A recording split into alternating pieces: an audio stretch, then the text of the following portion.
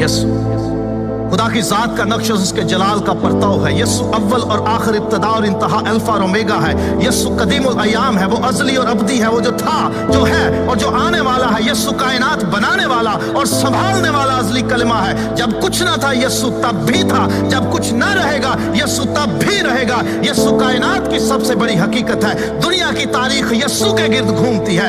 यसु आसमान, जमीन, नबी और रसूलों, फरिश्तों समेत तमाम मखलूकात का खुदाए महमूद है। यसु वो है जो आदम से लेकर यौम अदालत तक हर एक ईमानदार और बरगुज़ीदा जिसका मुंतज़िर है और रहेगा। अब्राहम भी उसके दिनों को देखने का मुंतज़िर था, इससे पहले कि अब्राहम था। यसु है। यसु बादशाहों का बादशाह, खुदावंदों का खुदावंद है। यसु जलाल और हशमत, कुदरत, दौलत, हिकमत, ताकत, इज्जत, शुक्र, तमजीद, परस्तिश और हम्द के लायक खुदा है। दुनिया में कोई ऐसा तराजू नहीं जो यसु की कुदरत, इख्तियार और अजहद भारी जलाल को तोल सके। दुनिया में कोई ऐसा पैमाना नहीं जो यसु की मोहब्बत, रहम, करम और तर्ज की हदों को माप सके। दुनिया में कोई हस्ती ऐसी नहीं जो उसके ख्याल और इरादे को परख सके।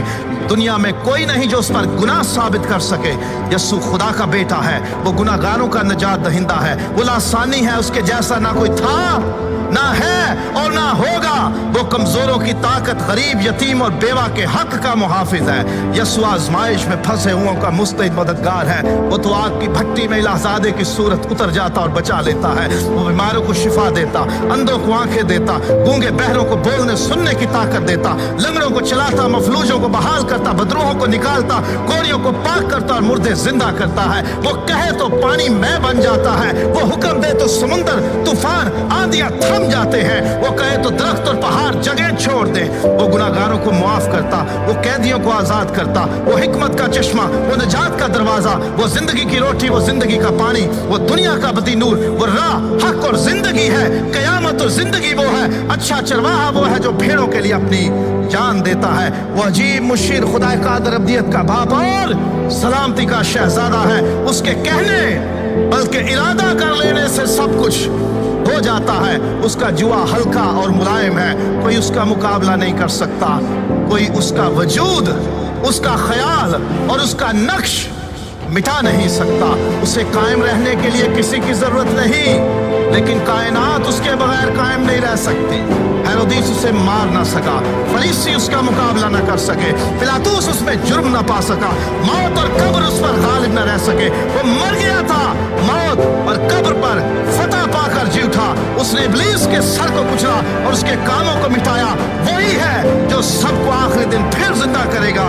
वही है जो जिंदों और मुर्दों की अदालत करने को आएगा। हर एक के काम के मुआफिक देने के लिए अजर उसके पास है। हर एक घुटना उसके आगे झुकेगा और हर एक जुबान इकरार करेगी कि यीशु मसीह खुदावंद है। और वो भी जिन्होंने उसे छेदा था उस पर निगाह करेंगे और छाती पीटेंगे कि हमसे ये क्या भूल हो गई, हमने इसको क्या जाना। दुनिया की जुबानों में, दुनिया की किताबों में, आलिमों के ज़हनों में कोई लफ्ज ऐसा नहीं कि जो यीशु की शान को पूरे तौर पर बयान कर सके।